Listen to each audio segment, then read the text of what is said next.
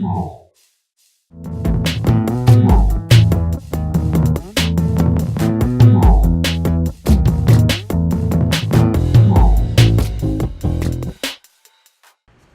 é formado em cinema na FAAP e filosofia na USP, mesma universidade onde ele tem doutorado em filosofia contemporânea e estética, com tese sobre o teatro de Bertolt Brecht.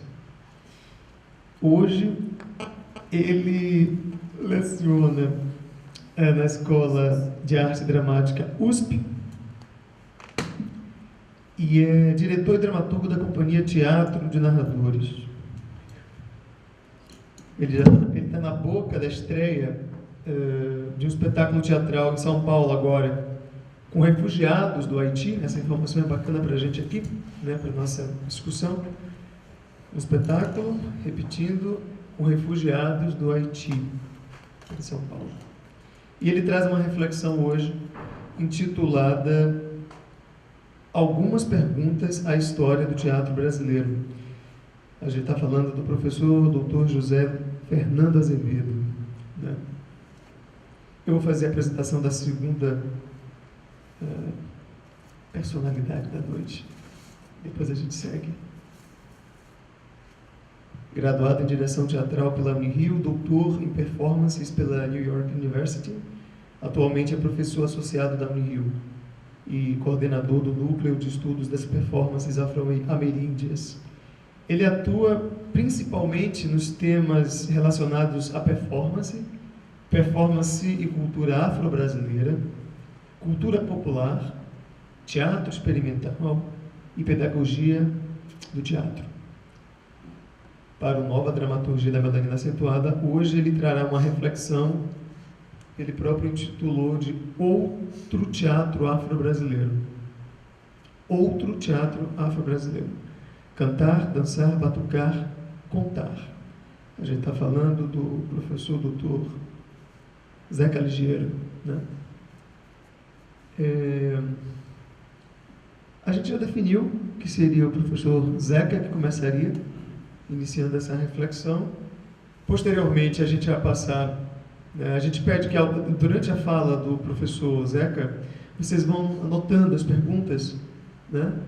Porque logo em seguida, antes de chegar a vocês, a gente vai passar a palavra para o professor José, né? Para vocês não perderem as possíveis lacunas de perguntas que surjam na fala do professor Zeca, vocês vão anotando. E aí, após a fala do professor José, a gente segue abrindo para um pequeno diálogo sobre o que foi apresentado aqui, né? Lembrando sempre da gente focar nas perguntas objetivas, né? Apresentadas pelos nossos palestrantes na mesa, para a gente otimizar o máximo possível o nosso tempo e a nossa gestação de conteúdo digital e presencial. Tá bom? Então, com vocês, o professor Zeca. Bom, já vou começar polemizando. É porque eu tenho um projeto chamado Outro Teatro. E aí, essa palestra de hoje, ela vai entrar dentro desse bojo, dessa pesquisa de outro teatro. Mas eu achei que ficava estranho falar outro teatro afro-ameríndio. Então, na realidade, porque o afro-brasileiro já é outro. Então, eu simplesmente omiti a palavra outro, porque vamos tratar de se aproximar desse teatro afro-brasileiro. Batucar, cantar, dançar, contar. Esse seria o título. A gente poderia também dizer cantar, dançar, batucar, contar. A ordem aí desse quarteto não importa. Então tá, vamos ver se funciona agora.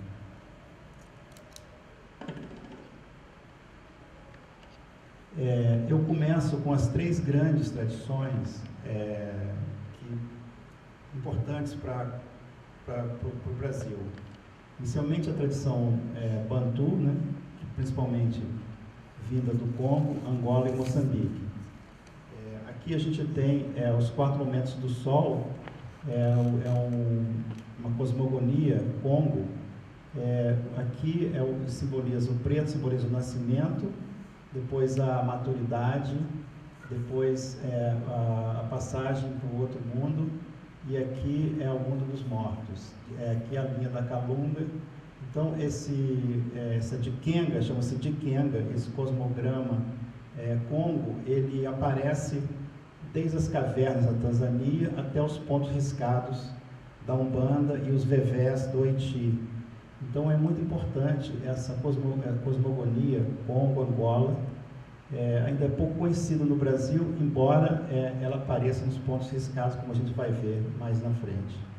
Aqui a gente tem uma imagem que eu tirei de uma feira de voduns no Togo. Eu não sei exatamente o que simboliza, é um vodum. Lá nós temos então a presença do Fon, Evé e Mina. Para minha surpresa, quando eu cheguei no Togo, eu vi que o nosso candomblé é muito parecido com o que eu assisti lá.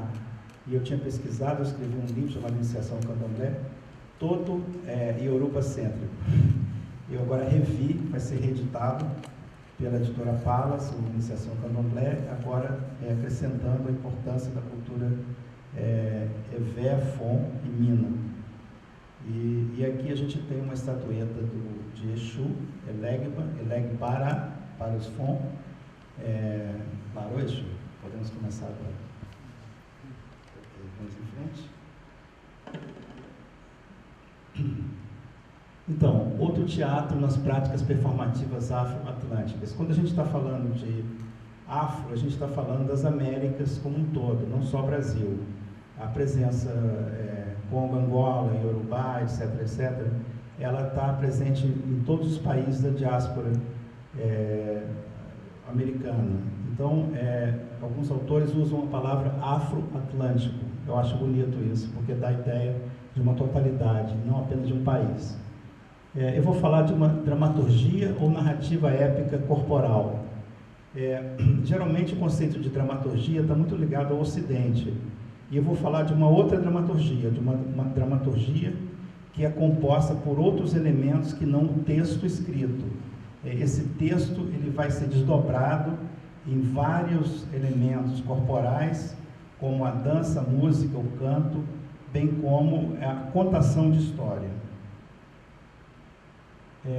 O que é de fato outro teatro brasileiro, ou seria simplesmente teatro afro-brasileiro?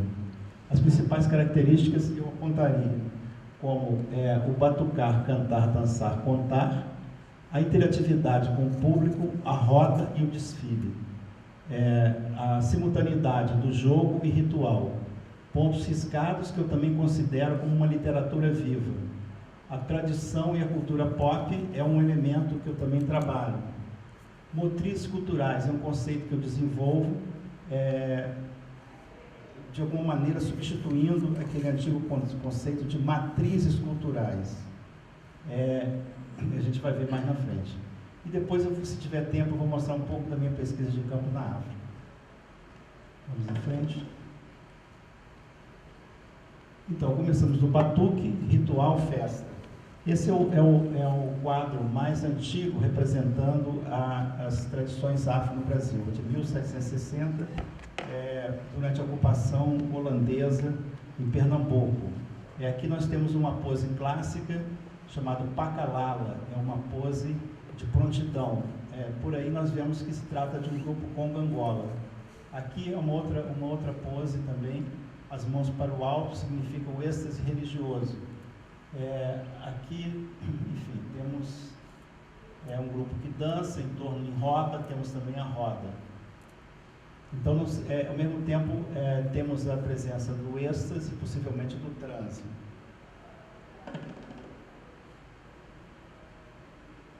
Aqui temos um desfile da Mangueira, Cartola como um rei da Mangueira, desfilando, creio que é década de 60. Então a gente tem a principal característica do samba, como a dança, mas o samba também ele se organiza em desfile, que nós chamamos de performance processional, porque segue em forma de procissão. Aqui temos o canto, Ismael Silva e as suas pastoras. O canto, o coro e as pastoras, né? Sempre essa ideia do pergunta e resposta, que é uma característica dos cantos africanos. História épica, transmissão de conhecimentos ancestrais. A contação de história, ela reúne os conhecimentos milenários africanos que são transmitidos de pais para filhos ou de mestres para discípulos, sempre numa situação de transmissão de conhecimento, né? Conhecimentos ancestrais. Aqui é uma escola que são Porta-Bandeira Mirim e o Mestre Sala Mirim, que demonstra também a ideia de como é que os conhecimentos são transmitidos, não numa escola formal, mas numa escola que é a própria vida, a própria vivência. Aqui, então, reunido, a gente tem o cantar, dançar, batucar, que é exatamente essa ideia tirada de um pesquisador do Congo, que ele diz: cantar, dançar, batucar é uma característica de todas as performances subsaarianas, as performances negras. E eu acrescentei o contar.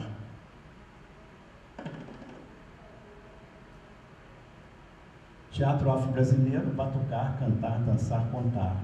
Compreendo as manifestações espetaculares brasileiras, os seus folguedos, os seus cortejos e as suas rodas, com o desenvolvimento das estéticas e das filosofias trazidas da África, embora delimitadas ocasionalmente por uma moldura católica. A gente tem uma série de rituais que parecem católicos, mas eles não são católicos, apenas católicos.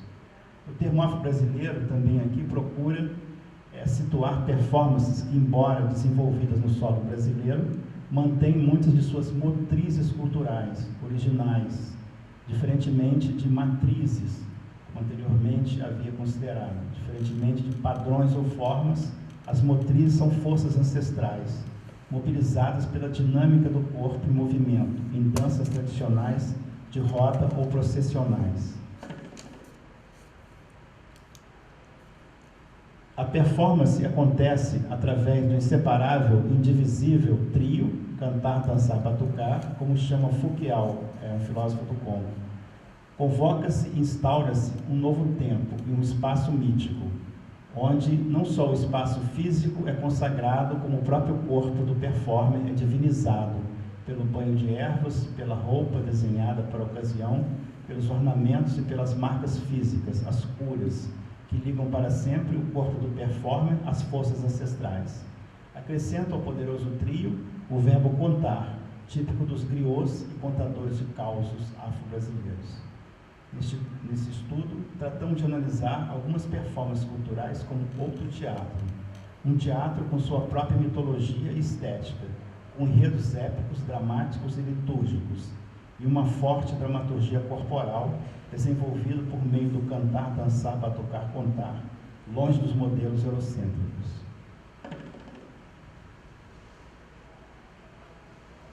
Integração entre as artes e entre as performances e o público. É muito diferente do conceito de arte para a África subsaariana, porque a arte está integrada na vida. Então, nós temos a música reverbera as artes visuais, que por sua vez reverbera a noção mítica, a presença da religião. Então, nós temos essa interseção entre arte e vida. E vamos observar nas performances também como que o espectador ele participa ativamente da performance. Aqui eu estou mostrando uma foto do antigo carnaval da década de 60.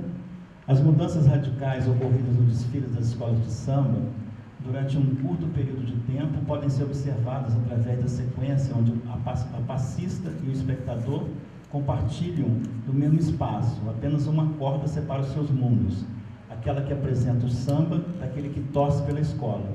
Aqui a performance se aproxima mais de suas motrizes africanas e seu aspecto interativo. Por sua vez, a câmera captura não apenas a massa, mas cada indivíduo do público. É possível entender também sobre o tipo de moda masculina e feminina, sobre que classe cada um pertence, embora estejam irmanados e igualados pelo denominador comum de ser espectador, participante da performance.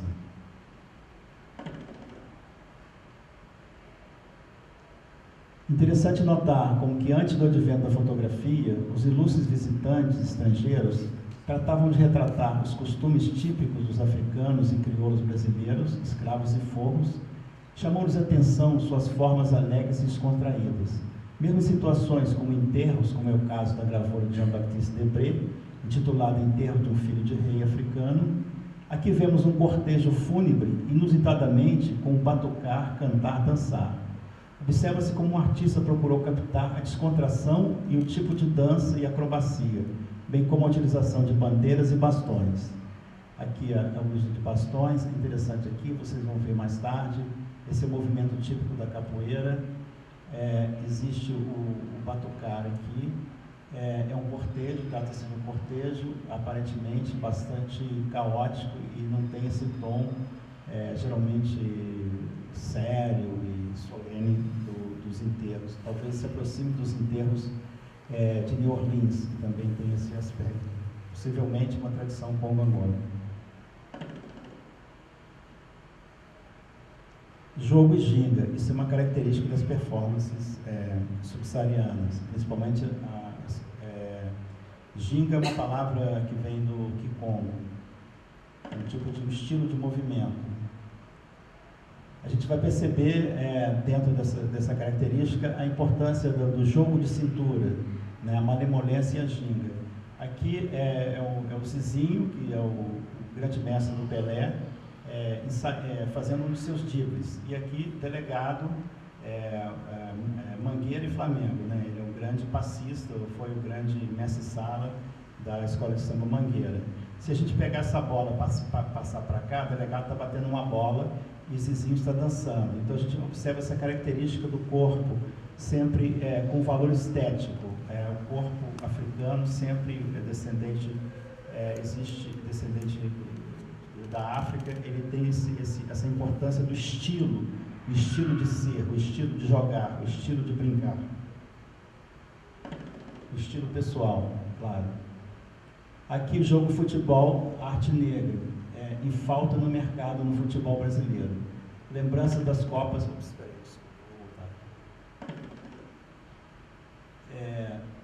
Aqui nós temos Zizinho, né, Copa de 50. Aqui Pelé, driblando, Copa de 58. Aqui Garrincha, enfrentando 1, 2, 3, 4, 5, 6, 7, 8, 9. Então, contra o esporte bretão, a habilidade, a maneira malemolente, a maneira esperta, a maneira, típica do afrodescendente que atualmente não está na seleção. Existem poucos elementos, tirando Neymar, a gente pode contar nos dedos. Aqui Leônidas da Silva, na Copa de 38, inventor da bicicleta. Novamente, a questão do estilo, a importância de Garrincha aqui, a importância do estilo do jogador, né? A importância do estilo do sambista. Aqui me concentro na questão da trama, né?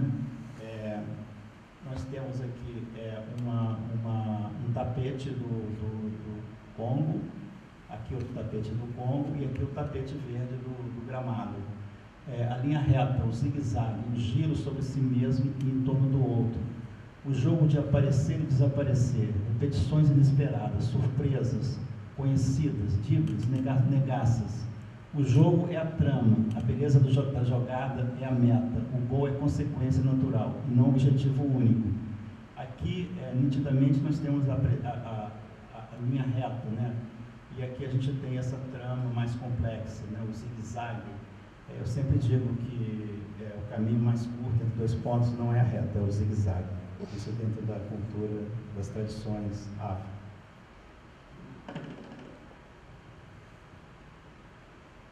Pontos riscados. Adentramos agora na literatura dramática. O ponto riscado no chão, assinatura recopiada de um ancestre. Ícone que chama o guia do cyberspace espiritual para a cena do terreiro. Então, aqui novamente a gente tem esses grafismos, né? Alguns desses grafismos remetem àquele grafismo mais antigo que veio da África.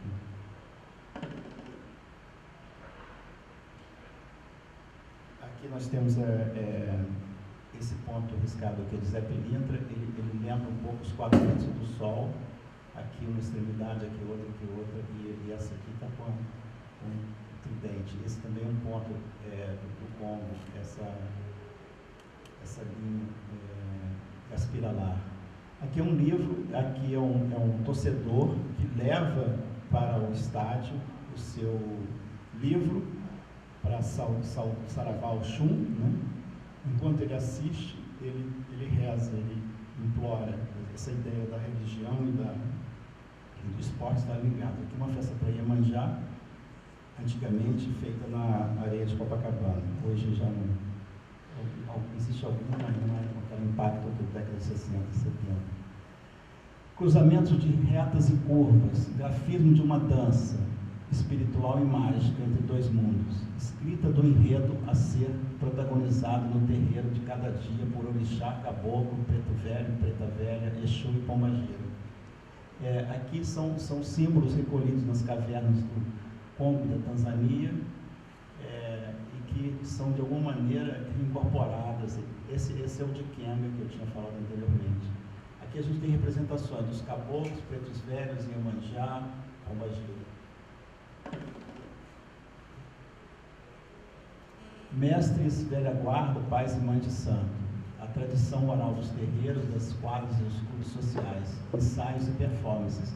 É sempre a ideia de que esse conhecimento está armazenado dentro de uma tradição oral, geralmente são guardados pelos mais antigos que mantêm a tradição. Sem dúvida, temos que homenagear, a meu ver, as mulheres são as guardiãs das tradições. Num período em que praticamente a família era mantida pela mulher, uma vez que os homens muitas vezes não sabíamos quem era o pai, eles eram, enfim, durante muito tempo, durante o período de escravidão, não era possível saber quem era o pai. Então, e as mulheres praticamente mantiveram a tradição do candomblé, de outros cultos que depois geraram a Umbanda, a antiga macumba carioca. Então aqui são fotografias antigas de mães de santos e de baianas que habitavam o Rio de Janeiro.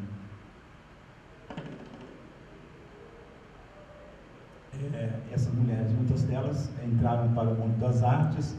Aqui é uma homenagem a duas importantes. Essa mulher, não fugiu. Essa aqui era a Cê Cortes. Essa é a primeira mulher que foi para a França e que levou o machixe para a França. Depois eu me lembro o nome dela daqui a pouco. Plácida dos Santos, não me falha a memória. A Rainha da Encruzilhada, que é simbolizada pelas pombagiras. Aqui também, já introduzindo o assunto da cultura pop, elas foram recicladas, foram ressignificadas como a Loura do Tchan e a Sheila Carvalho, né? Possivelmente na década de 80, né, que foi esse momento. 90. E as grandes mães, o simbolismo das grandes mães simbolizado na Iemanjá. Aqui, essa figura da Tarsila, que eu analiso em um artigo meu. Essa é uma imagem de Iemanjá e essa é uma imagem do Congo, da mulher. Coincidentemente ou não, é a mesma pose, é uma pose clássica do Congo, aqui, e enfim, eu acho que há uma espécie de ressignificação, embora essa fase da Tarsila, pela crítica, é considerada mais ligada à cultura indígena e não é ligada à cultura africana. A gente teria que falar de jogo e ancestralidade. Esse é um altar interativo que eu fiz no ano de 2000. Eu tenho um livro também sobre Zé Pilintra, enfim, é uma grande figura. Então a gente tem essas forças espirituais que orientam essas performances espetaculares afro-brasileiras. Ok, eu agora vou mostrar esse impacto das tradições africanas na cultura pop. Então vou projetar um videozinho. Para baixar um pouco aqui, ó.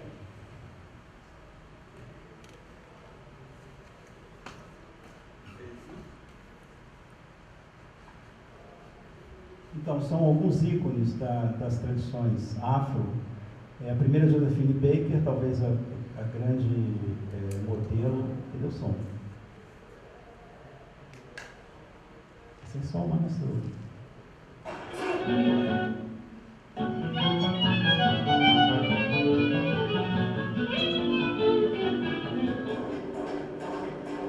bom, aqui eu estou colocando Josephine Baker ao lado do Kuduro angolano.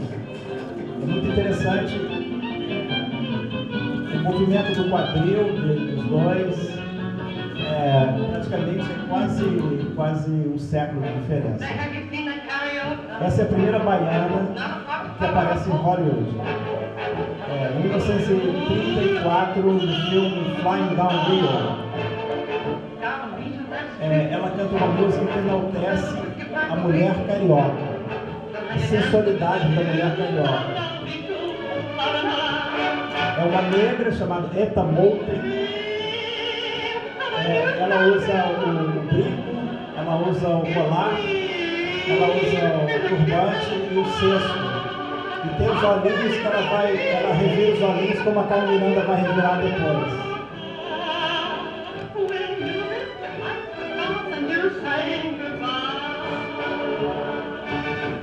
No Brasil, quem inventou a baiana foi a Carmen Miranda, mas muitas outras mulheres não brancas trabalharam a baiana.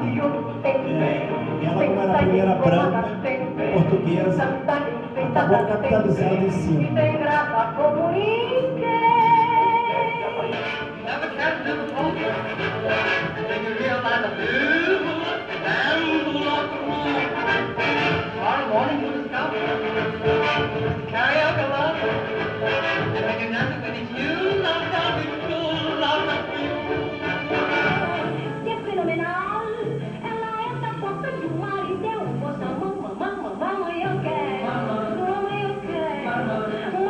Esse é o primeiro filme da Carmen em Hollywood. Na verdade, ela fez esse mesmo show na Broadway e eles foram filmar. Essa música foi muito cantada nos Estados Unidos. Catharina Dunham é muito importante para o Brasil porque ela, não só a visita dela determinou uma lei que ela foi proibida de entrar no hotel Copacabana, como também ela foi a mestra de Mercedes Batista. Ela fez a pesquisa sobre os voduns no Haiti e traz a música religiosa, a dança religiosa para Broadway e depois para Hollywood.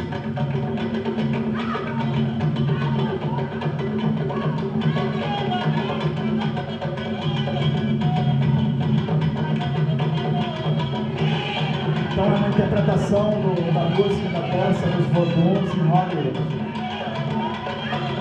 Aqui eu represento o transe. Passamos pelo transe da princesa Turca Ondina, dentro do tambor de Mina em Belém.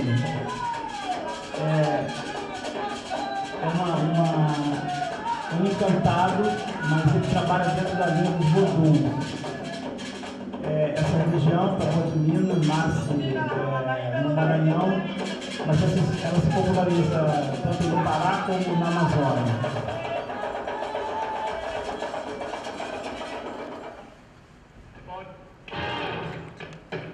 E aqui a gente tem o típico sapateado negro americano, que a gente acaba conhecendo muito mais os brancos, né? Fred Astaire e Johnny Kelly, mas esses dois irmãos são muito conhecidos. E é interessante exatamente o trabalho sapateado, porque é uma forma de batucar com os pés, de alguma maneira contracenar com a música. Então a gente tem essa interação entre a dança e a música é típico da tradição afro. Os nomes deles?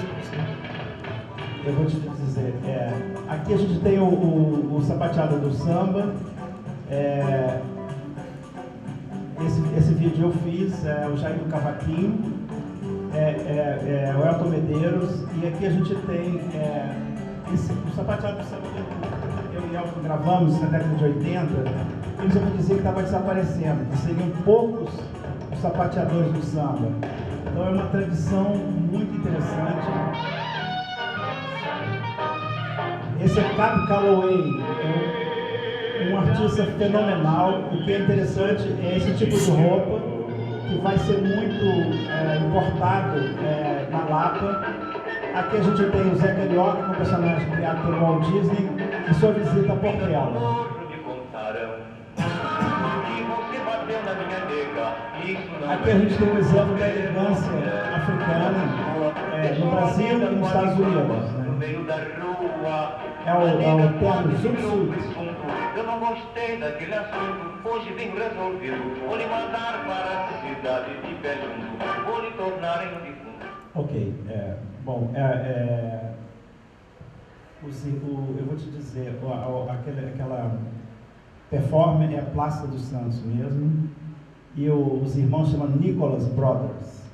Eles são muito importantes no Hollywood, e eles vão trabalhar com o Carmen Miranda também, mas embora em shows, em filmes nunca trabalharam. Bom, então aqui a gente teve a Josefine Baker, o Kuduro de Angola, a carioca negra Eta Moulton e a baiana portuguesa Carmen Miranda, né, que se torna símbolo da latinidade. Sapateado negro norte-americano e sapateado do samba, Cab Calloway e Moreira da Silva. Bom. Motrizes culturais.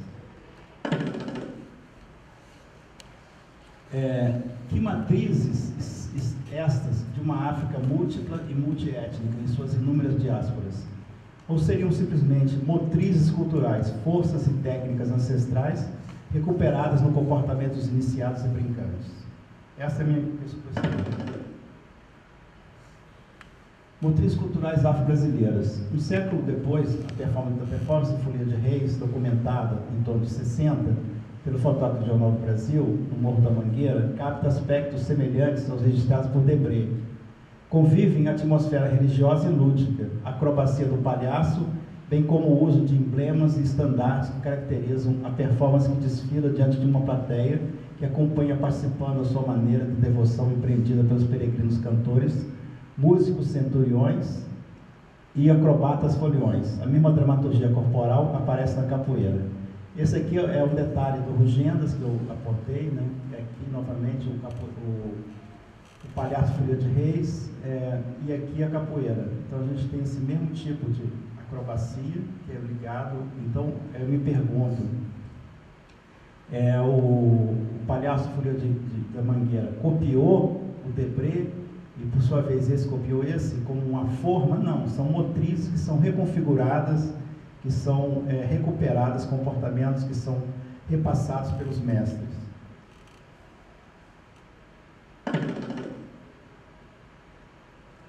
Aqui novamente a gente tem o Diablito, o espírito abacuá, que tem muito a ver com o palhaço Folia de Reis na sua vestimenta. Eles têm um bastão na mão, aqui tem um bastão, a roupa com franjas, guizos, a máscara que termina em cone. E aqui a gente tem os palhaços Folia de Reis do Brasil, do Rio.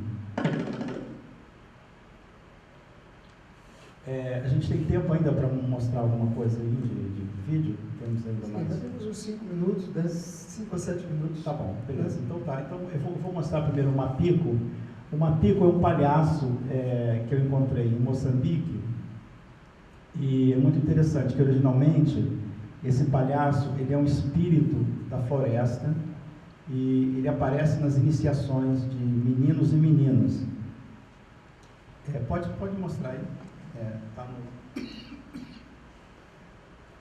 E o que é interessante é que ele vem de uma região, não é esse não, é o Mapico. Ele vem de uma região Pode ser o primeiro mesmo. Ele veio do norte de Moçambique e é justamente...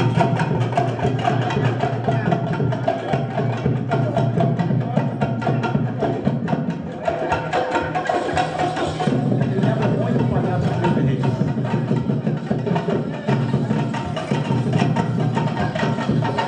É uma máscara tipo capacete. Ele tem um movimento frenético dos pés e do quadril. Ele aparece muitas vezes vestido de militar, porque ele passou a ser o símbolo da revolução que derrota Portugal, e porque ela começou justamente nesse estado onde os macondos viviam.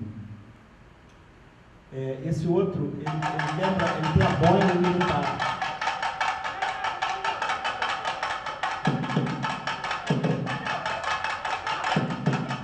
Então a gente tem um aspecto que ele vem da floresta, mas ele se tornou urbano e passa a ser um símbolo militar, um símbolo de resistência.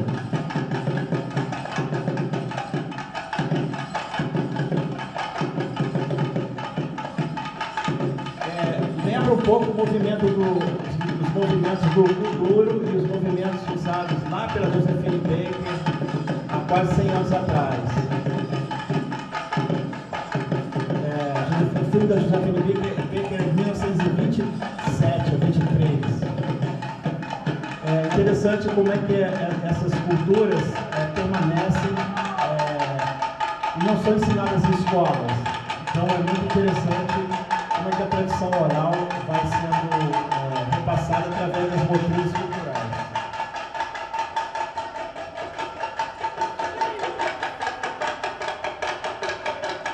Esses filmes não estão editados, eu estou simplesmente mostrando parte da minha pesquisa.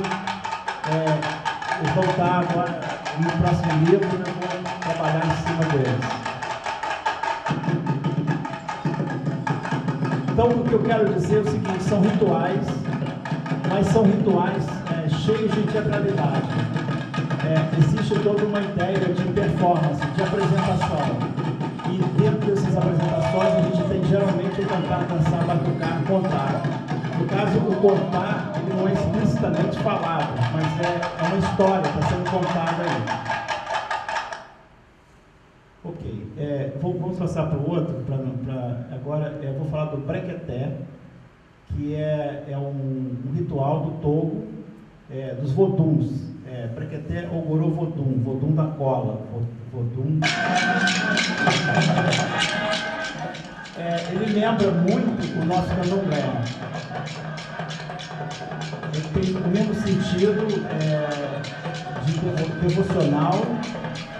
As pessoas são iniciadas, entram em transe. Eles são guerreiros. Eles são guerreiros, possivelmente muito influenciados pelo mundo árabe. Os vestimentas lembram muito o mundo árabe. Eles usam facas. Essas facas, eles trabalham sempre, às vezes, perigosamente com essas facas. Agora vai ter uma sequência de um dançarino que trabalha muito o chão. Eles geralmente são de um clima de deserto. Eles vêm de Gana e também existe em Gana e existe no Togo. Eles pertencem, esse grupo é misto, possivelmente é Vef ou Fon.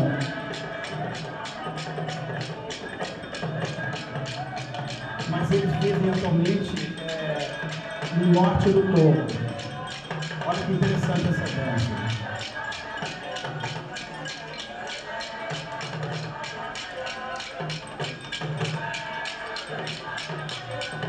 Essa é uma preparação para um festival chamado Festival de Divinité Noire, das Divindades Negras. Eles estão se preparando, é como se fosse um ensaio. Em seguida, eles vão subir para o palco. Eu vou mostrar agora a parte do palco, que realmente é muito impressionante. O trabalho com as facas. Porque eles muitas vezes, para mostrar coragem, eles pressionam a faca contra o próprio corpo.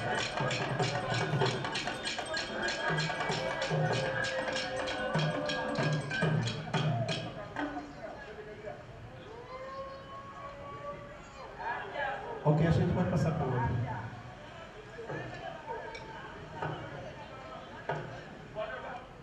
É o último, no palco, 3.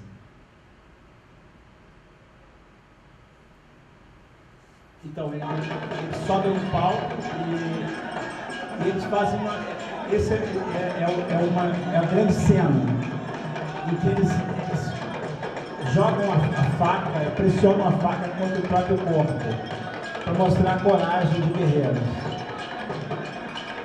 Lembra um pouco a ideia do guerreiro de Ogum, mas não tem nada a ver com Ogum.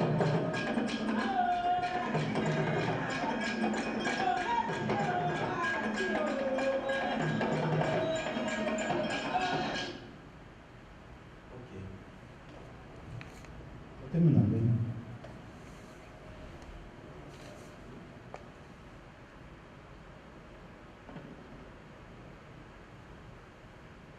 Então, Gorovodum é Fé, Fom, Mina e Togo.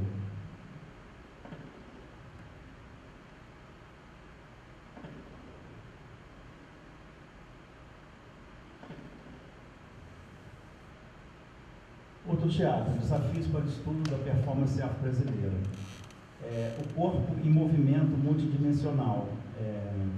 Isso, em termos de dança, em termos de pesquisa de movimento, é muito complexo. O sagrado e o profano, eles acontecem simultaneamente. A multidimensionalidade da performance ocorre em vários níveis. Jogo, esporte, ritual, festa. Uma questão importante é o estilo pessoal do performer. Tem questão, a interatividade dos performances entre si e com o público.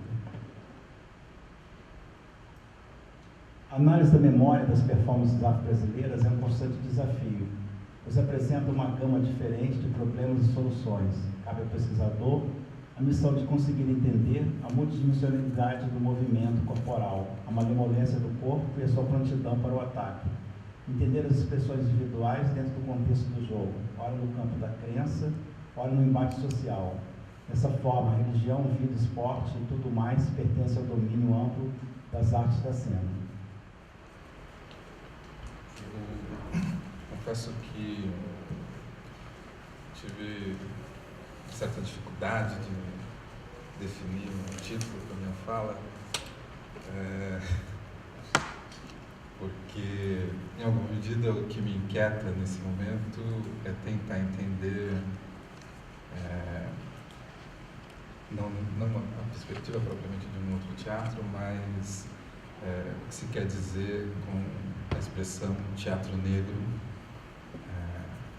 o que significa isso, ou o que pode significar isso, não apenas numa perspectiva teórica, mas também prática. Eu tenho em São Paulo um grupo de teatro, que é o Teatro de Narradores, mas também atuo com outro coletivo, que é a Companhia Os Crespos de Teatro, do qual eu fiz das 3 dramaturgias, dirigi 2 espetáculos. E, de fato, essa questão me apareceu a partir do contato com os Crespos, que é um grupo de ex-alunos da EAD, que é uma escola onde eu dou aula. Entramos no mesmo ano na escola, eu como professor e eles como alunos, e se formou esse grupo. Então, eu formulei dessa maneira, algumas perguntas da história do teatro, tentando, tendo como horizonte a tentativa de entender o que pode ser um teatro negro hoje no Brasil. Nesse momento, em São Paulo, com o meu grupo de teatro, que é o Teatro de Narradores, nós estamos preparando um espetáculo que estreia em março do ano que vem, com um grupo de haitianos, refugiados. Essa palavra é um pouco complicada no caso dos haitianos, mas para conseguir os documentos no Brasil eles precisam se autodeclarar refugiados. Então, um grupo de refugiados haitianos, atores, músicos, um cineasta, um espetáculo que tem um nome, terá o nome Cidade Voodoo. E o contato com os haitianos, de certo modo, trouxe uma série de questões para o nosso trabalho, mas também questões que me fazem repensar política e teoricamente aquilo que a gente faz. Como todos sabem, os haitianos fizeram uma revolução. A independência do Haiti é resultado de uma revolução que se imaginou uma continuidade da Revolução Francesa. Os haitianos imaginavam Toussaint, Dessalines, Christophe menos, mas eles imaginavam que estavam continuando a Revolução Francesa. E o que significa que imaginavam que o ato da Revolução seria a confirmação das ideias da Revolução, a ideia de liberdade, igualdade, fraternidade, quando Napoleão, no gesto napoleônico, explicitou que, bom, não é bem assim, não é? Se trata, assim, do direito universal, dos direitos universais do homem, mas vocês são negros, né? O que é uma outra coisa. Portanto, a Revolução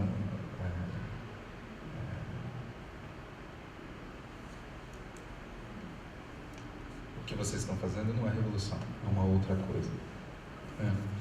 E, de certo modo, o destino da Revolução Francesa, da Revolução Haitiana,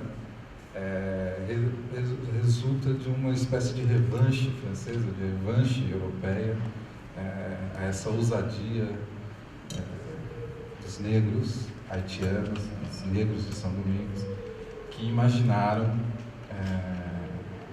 que acreditaram que poderiam realizar a liberdade, a fraternidade e, em parte, a igualdade nessa ilha no centro da América. O que me interessa nesse ponto é que,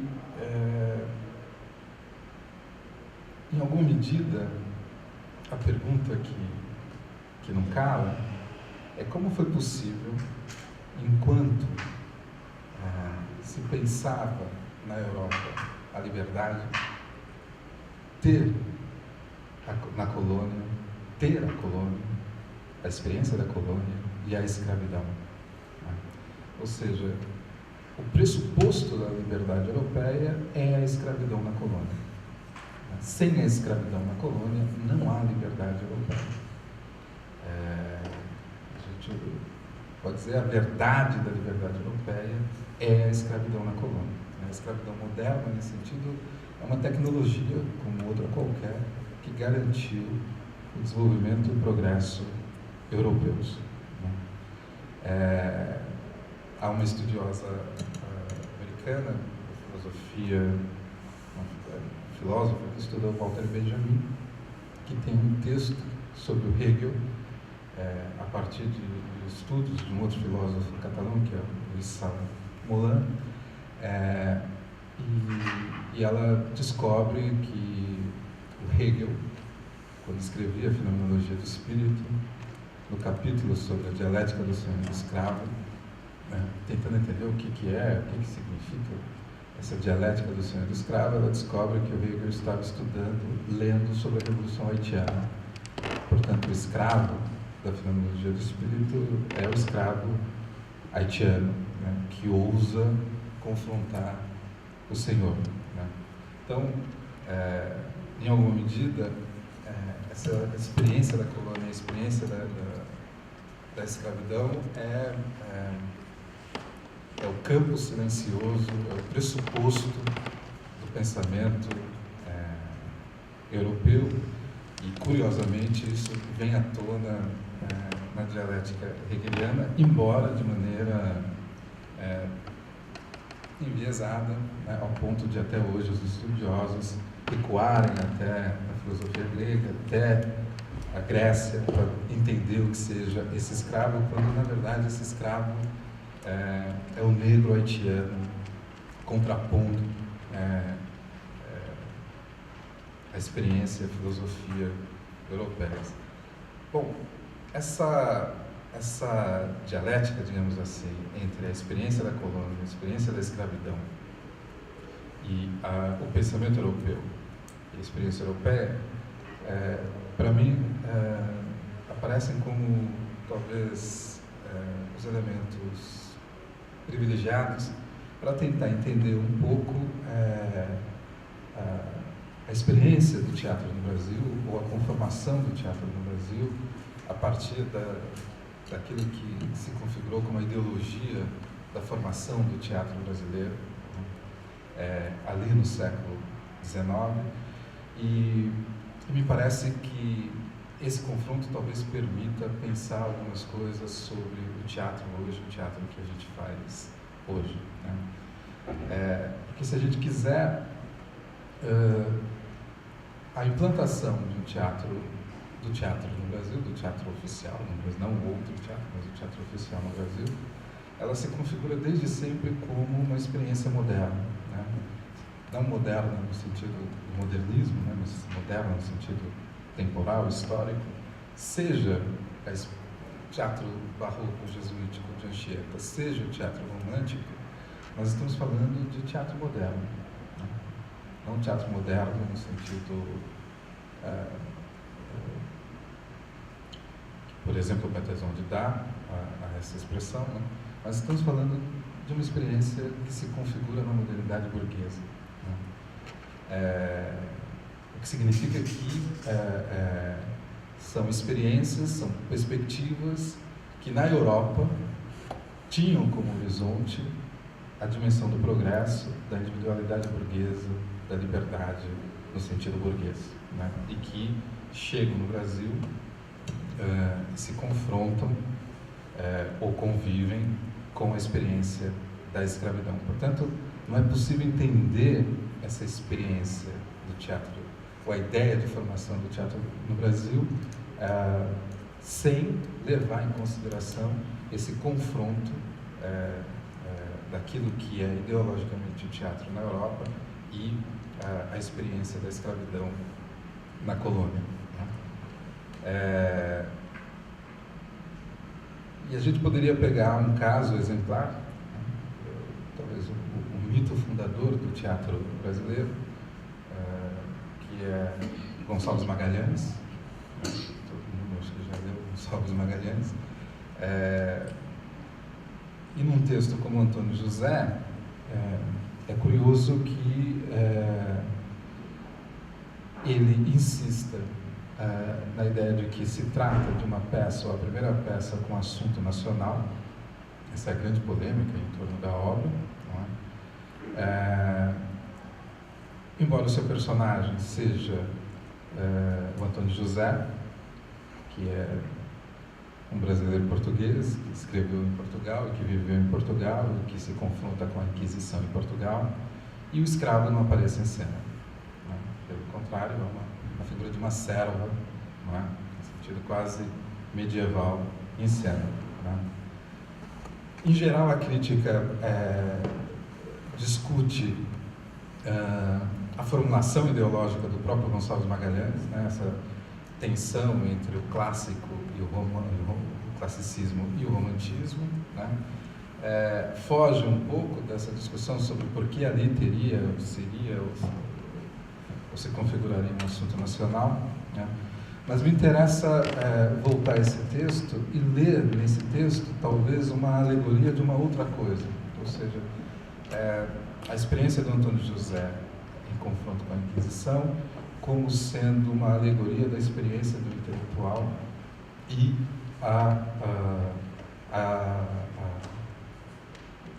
o evento ou a ocorrência da Inconfidência mineira, né? Eu digo isso porque o tema da traição aparece na peça numa chave aparentemente doméstica, né? Mas essa traição ou essa inconfidência que determina o destino do intelectual, ela é quase uma obsessão do teatro romântico brasileiro, né? O tema da traição. E se a gente ler os textos apenas na sua letra, esses textos ficam absolutamente deslocados, né? Como se tratasse de intelectuais tentando ser europeus no Brasil. Isso, em parte, é verdade, né? Mas talvez a outra verdade seja o fato de que esses intelectuais, tentando dar forma a essa experiência, alegorizassem essa experiência a partir de um modelo que é, aí sim, o modelo europeu, né? Tanto é que o tema da Inconfidência ele só aparece explicitamente formulado 30 anos depois, numa peça do Castro Alves, que é Gonzaga e a Revolução, quando o escravo aparece em cena, também em chave doméstica, né? Mas numa função bastante similar àquela da serva, o modo como a figura do servo aparecia nas outras peças do teatro romântico. Ora, o que me interessa aí é, de certo modo, tentar acompanhar um processo em que os temas e as formas vão ganhando uma certa dimensão até o momento em que o tema vem à tona sem que essa forma consiga ainda dar conta dessa experiência, né? Essa tensão entre os materiais e as formas me parece que vai atravessar o teatro romântico, de certo modo atravessa a experiência do teatro no Brasil, mas coloca também uma outra questão que é o teatro romântico no Brasil, ele se configura num contexto que é o do esforço de conformação daquilo que seria a nação brasileira. E o teatro no sentido moderno, ele é, antes de mais nada, sempre mas também no sentido moderno, ele é, antes de mais nada, uma arte pública que pressupõe uma configuração social e que nessa ideologia da formação é determinante, que é uma relação entre, de um lado, de uma parte, temas, matéria, né, e obras, portanto, de outra parte, autores e público. E no Brasil, enquanto esses autores formulavam ou elaboravam a ideia de um teatro nacional, na prática ocorria que uma parte da nação estava fora, estava ausente, não só no plano dos temas, mas sobretudo na plateia. E sem recorrer a qualquer metafísica, a ideia de que o teatro é o lugar de onde se vê, né, como a palavra designa na sua origem grega, ela de fato tem um sentido político decisivo, né? Se o teatro é o lugar de onde se vê, isso quer dizer que saber quem vê teatro implica saber o que se vê e como se vê o teatro. Quer dizer, é impossível apartar aquilo que acontece da cena dessa relação com o público, portanto, com quem vê a cena.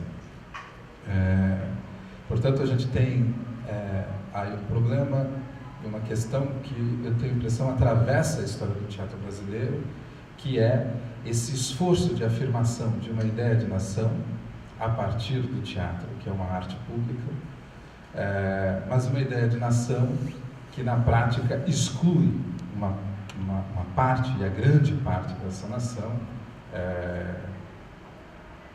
que está ausente tematicamente e enquanto público, né? Então, como é possível falar em nação quando a nação está ausente, né? Que teatro é? Como é possível um teatro sem público? Ao fim e ao cabo, é disso que se trata, né? Quer dizer, a ideia de público não se completa porque ela pressupõe uma formação social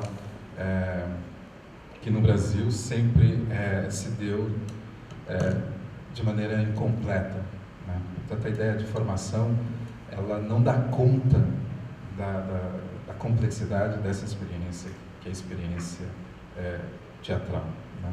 A gente sabe que isso, talvez a literatura tenha dado maior consequência a isso.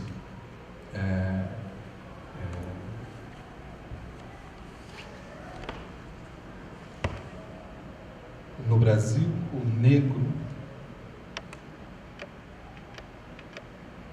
foi o escravo, portanto, a figura do negro esteve sempre associada à ideia de trabalho e o trabalho como escravidão. Portanto, no Brasil, essas três coisas se misturaram durante muito tempo, né? Trabalho igual a escravidão, igual a negro, né? O que significa que um homem branco, pobre, livre, não queria trabalhar, dizendo isso quase mitologicamente, né? Via o trabalho como um grande problema, sobretudo quando o trabalho se confundia com serviços ligados ao trabalho do escravo, portanto, ao negro. O que significa que, para um homem branco pobre no Brasil do século XIX, tudo que ele não queria era se confundir com um negro, né? Essa ideia, isso aparece muito drasticamente na literatura do Machado de Assis, né? Sobretudo nos contos, né? Então, em alguma medida, a ideia do negro aparece ligada a esse campo, esse campo da sociedade, que é o campo da exclusão, da exceção, né, da margem. Isso me interessa porque, tentando seguir nessa perspectiva, né, falar da escravidão, falar do negro, significa falar da totalidade da experiência brasileira. Quer dizer, a questão do negro no Brasil, ela é definitivamente a questão brasileira por excelência. Não porque estamos discutindo algo que seja simplesmente algo que seja importante, mas porque, ao discutir o lugar do negro na ordem social brasileira, nós estamos discutindo a totalidade do funcionamento da sociedade brasileira. E isso poderíamos, apenas em termos econômicos, já seria suficiente, né? Então, se isso faz algum sentido, um pouco retomando a experiência da Revolução Haitiana, há algo na experiência teatral brasileira que revela o fundo falso do modelo teatral europeu. Quer dizer, a incompletude do aparelho teatral no Brasil, ela não é uma mera incompetência dos artistas brasileiros, etc., etc., mas ela revela, sobretudo, os limites do modelo europeu. Em alguma medida, digamos, a insuficiência ou a fragilidade desse aparelho teatral no Brasil é o outro lado, ou a verdade desse modelo que nos chega.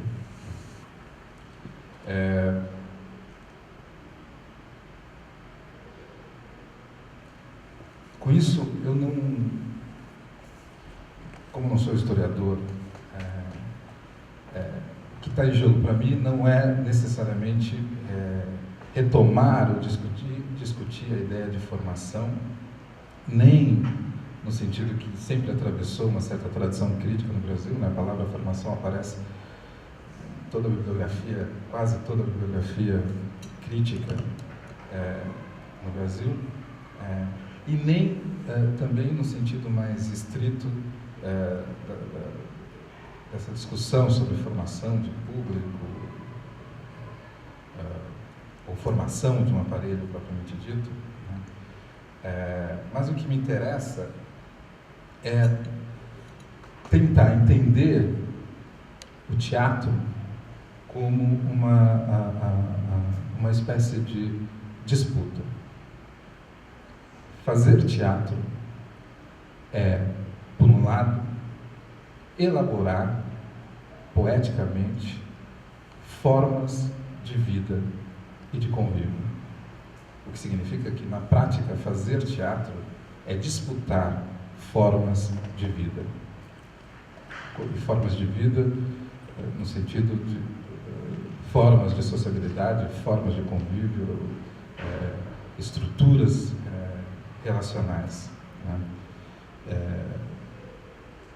Portanto, o teatro como uma arte, e uma arte pública, pressupõe que a relação entre aqueles que fazem e aqueles que veem não só é uma relação determinante, mas, no limite, é na qualidade dessa relação que está o sentido próprio do que seja teatro, né? Veja que, com isso, talvez eu esteja restringindo demais, né, o sentido do que seja o teatro. Não estou entrando numa discussão ainda sobre figuração, ou sobre formas de representação, mas pensando o teatro como sendo o campo privilegiado de expressão de uma forma de vida, né? O que, vindo para cá, a gente falava sobre como... Meu tempo está esgotando. A gente falava sobre como, para alguns europeus, é surpreendente que nós façamos teatro, né? E o caso era um caso alemão, né? Um alemão olhando para o teatro que nós fazemos. E, de fato, se a gente pensa na experiência alemã, por exemplo, né? Para os alemães, a ideia de teatro está ligada a um longo processo que se configura, pelo menos a partir do século XVIII, de conformação da ideia de nação, um modelo que nós aqui no Brasil adotamos, né? E no caso da Alemanha, a configuração de um aparelho teatral se deu num longo processo de configuração, não só desse aparelho, mas de uma experiência nacional, de uma ideia, e depois de uma experiência, um processo nada pacífico, né? No século XX, isso resultou em 2 guerras mundiais, não é? Mas quando o alemão fala hoje em teatro, a ideia do teatro está ligada a essa ideia de nação. O teatro é um espaço público onde o pensamento se configura. Isso para qualquer alemão, é disso que se trata, né? A França é um pouco diferente, mas é similar, né? Na Inglaterra, a experiência elisabetana, que tem como correspondente uma revolução, ela também configura uma espécie de correspondência entre aquilo que acontece na cena e essa experiência social, né? O próprio teatro do Shakespeare revela isso, né? O caminho dos dramas históricos até as tragédias é o caminho, é a história da Inglaterra, né? É a história de como a Inglaterra se tornou Inglaterra, né? Portanto, a partir disso, talvez a gente possa, então, adotar essa ideia de que o teatro é a elaboração de formas de vida.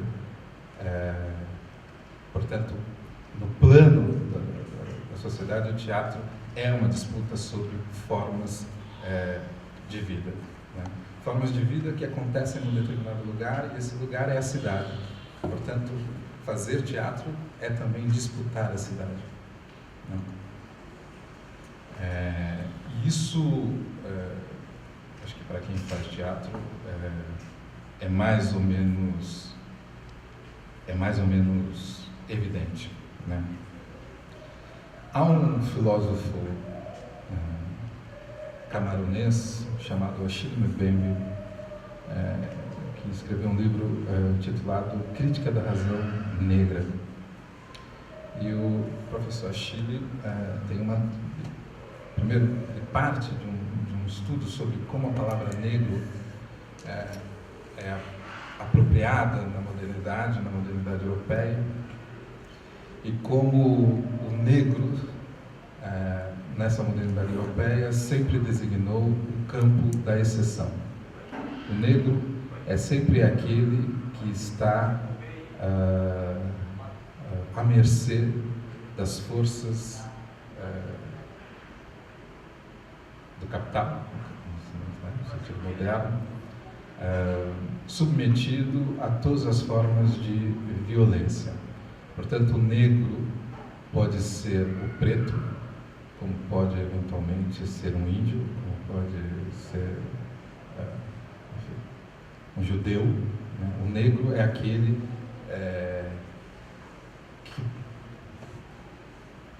que é regido pela regra da exceção.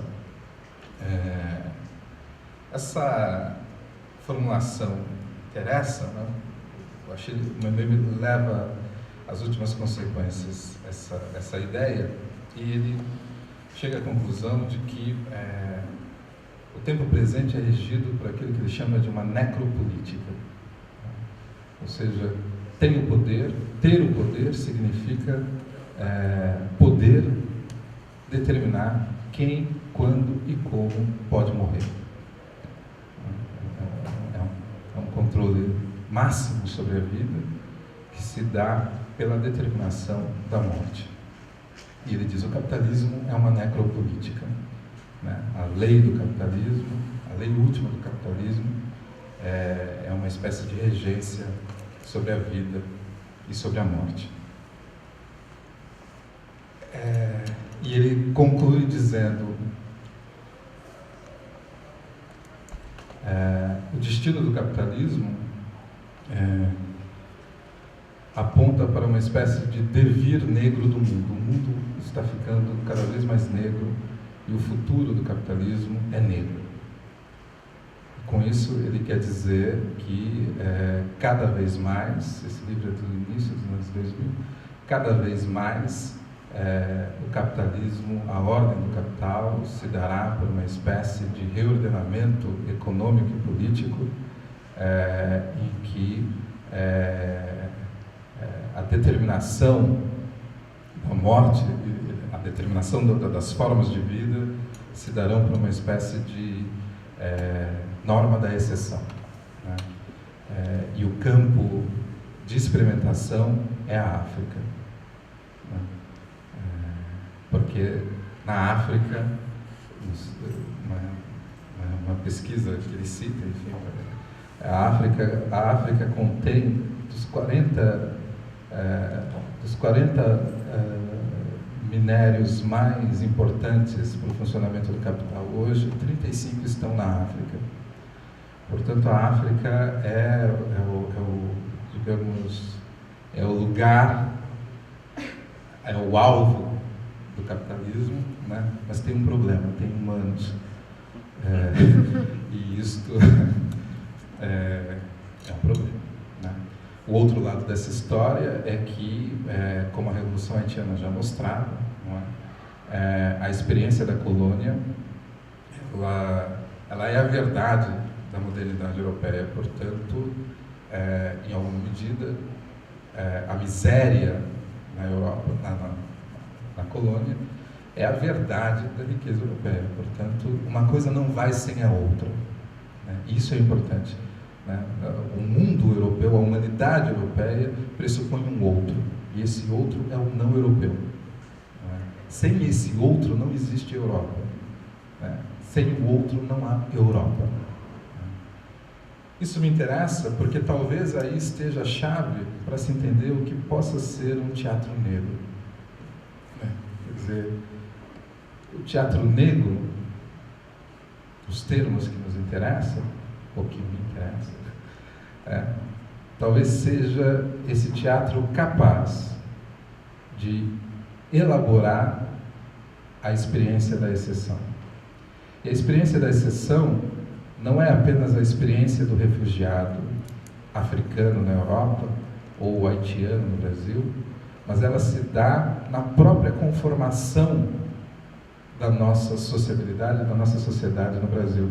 O Brasil foi talvez um dos laboratórios mais bem-sucedidos da exceção. A experiência da escravidão no Brasil, em alguma medida, foi um grande laboratório, né, para as práticas de exceção que hoje operam no mundo.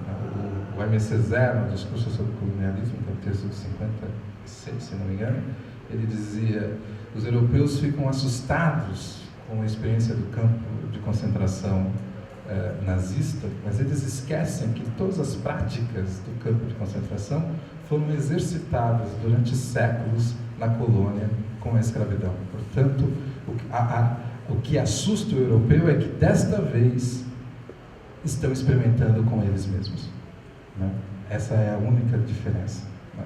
Então, talvez nós pudéssemos olhar para a experiência agora brasileira e entender que a exceção opera na nossa sociabilidade desde sempre como uma regra, né?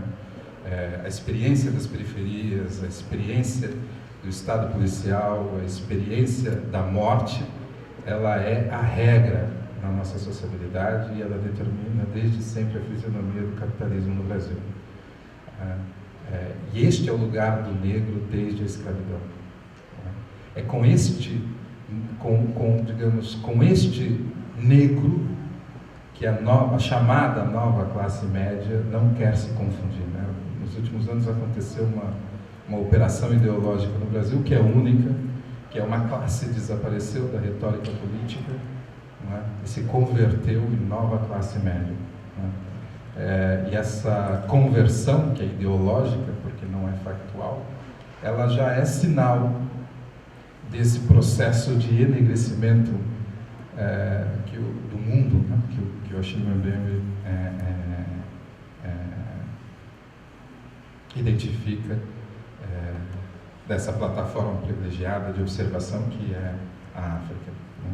Então, com isso, o que eu quero sugerir é que talvez pudéssemos sim falar de um teatro negro, mas agora um teatro negro que vê implicado na sua cena a necessidade de dar conta de um processo na sua totalidade. E a experiência do negro, na sua dimensão social, econômica, cultural, ela é, digamos, o ponto determinante para essa configuração, né? O Carlos Muller esteve aqui ontem, né, e há não é propriamente uma tese, mas é algo que se deduz de um dos livros dele, que é o Racismo e Sociedade, em que ele diz, bom, o racismo é uma dinâmica que sempre existiu no mundo, né? É possível descrever isso em diversas sociedades. Mas o capitalismo operacionalizou o racismo. De certo modo, é isso que o Achille Mbembe leva às últimas consequências, né?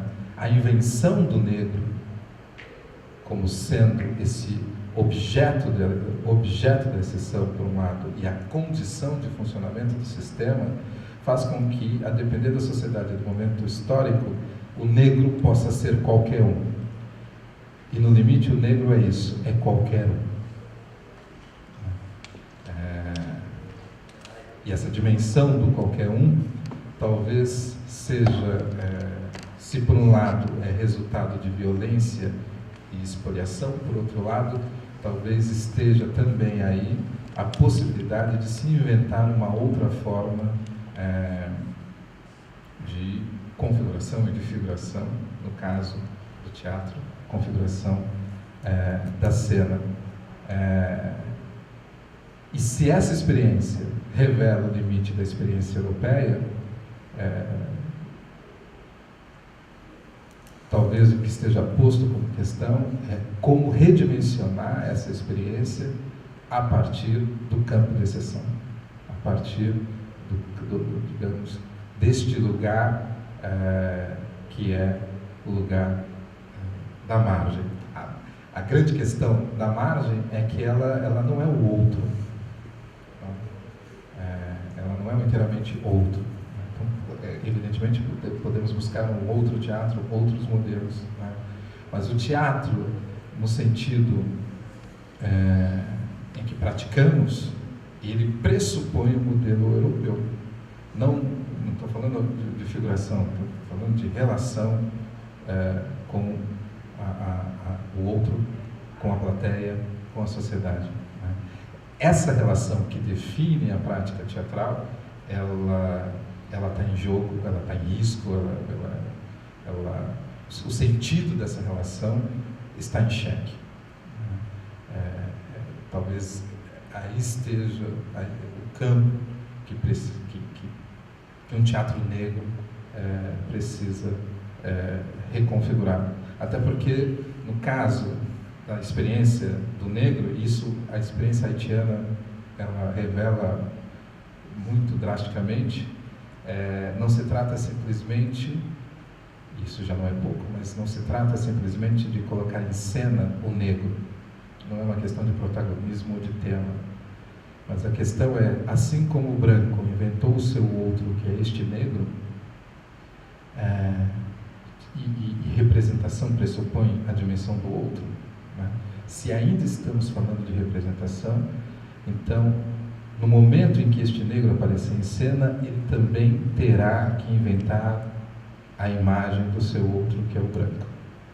Enquanto essa imagem não for elaborada radicalmente, né, em alguma medida, só estaremos repondo o campo da exceção.